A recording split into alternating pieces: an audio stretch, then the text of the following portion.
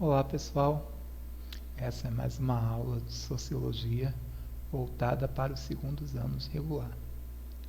Nessa aula a gente vai aprofundar um pouquinho mais na questão da violência, falando dos diferentes tipos de violência. A violência física, a violência simbólica, a violência psicológica e também vamos falar um pouquinho de situações do cotidiano de violência, desses tipos de violência. Então, essas são as habilidades dessa aula. Essa é uma aula super curtinha, tá? Então, a gente vai reconhecer a existência de diferentes formas de violência, simbólica, física e psicológica. Identificar e compreender de forma crítica como a violência doméstica, violência sexual e violência na escola acontecem de diferentes formas. Então, para começar, a gente vai falar um pouquinho sobre violência simbólica. A violência simbólica é um termo criado pelo sociólogo francês Pierre Bourdieu. Bourdieu, de certa forma, acredita que existe uma violência que ela não é dita. É uma violência que está na ação das pessoas. Por exemplo, imagina que uma determinada pessoa... Isso aconteceu comigo uma vez. Eu já trabalhava como professor e me mudei para uma outra cidade. Fiquei lá morando sozinho por algum tempo. Durante 3 meses eu não recebi salário.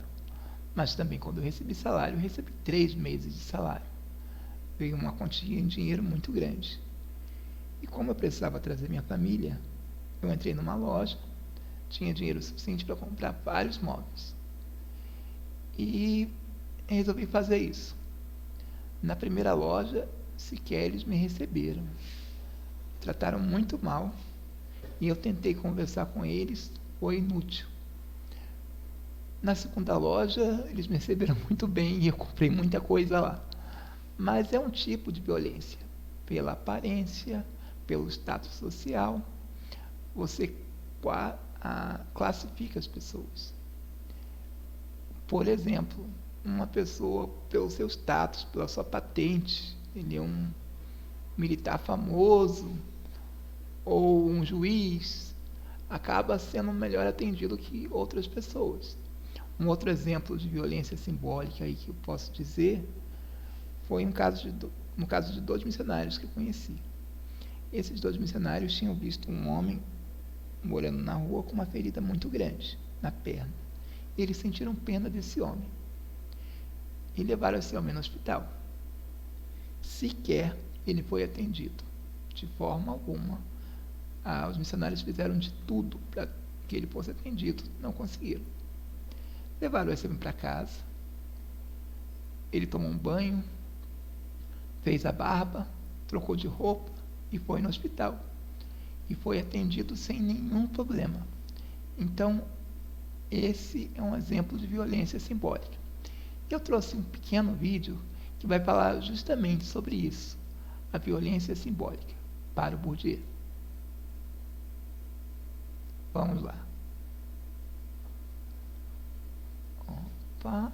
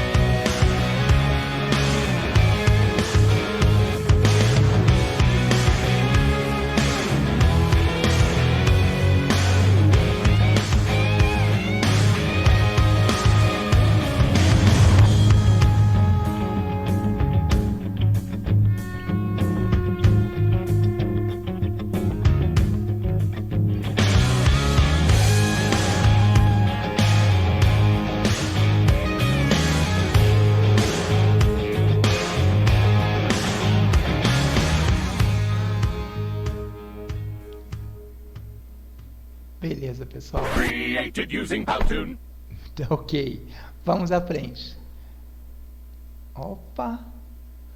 Tá, sobre a violência psicológica, gente. A violência psicológica é uma violência através de palavras. Você coloca a pessoa para baixo, você humilha ela, você diz que ela não é capaz. E aos poucos, esse tipo de violência, ela vai entrando na cabeça da pessoa. E a pessoa acaba se sentindo assim mesmo, incapaz.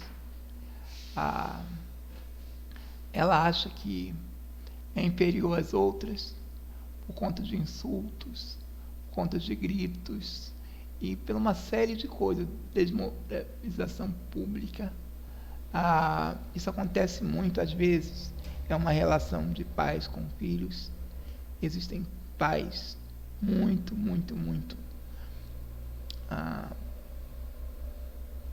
pressionam os filhos, xingam os filhos, e isso cria uma situação de violência psicológica, cria alguns traumas.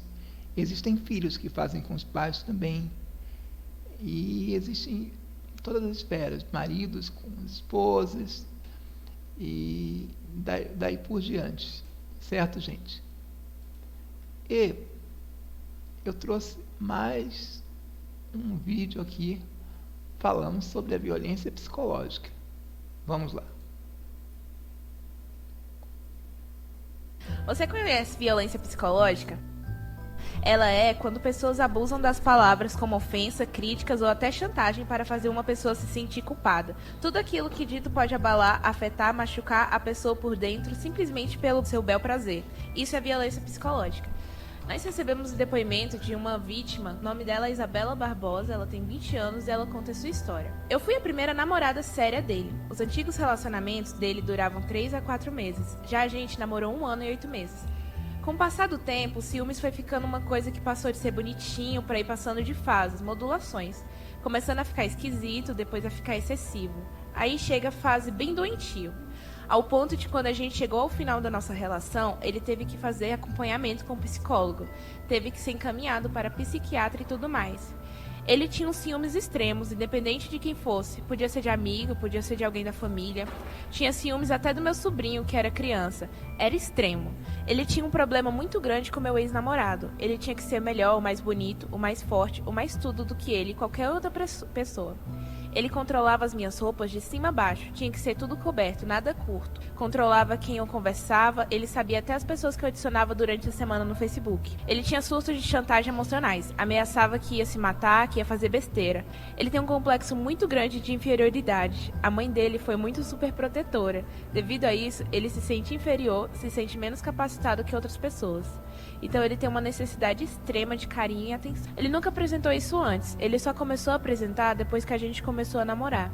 E o apego dele era extremo, os ciúmes já estavam chegando à loucura de chegar a um ponto dele se machucar por causa daquilo.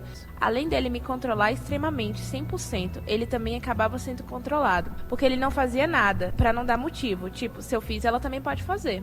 Então ele tinha uma vida regrada, e regrava a minha também. Eu, quando comecei a ver isso, nas vezes que ele começou a apresentar no namoro, foi começando a ficar mais forte, eu não conseguia mais me desprender da relação.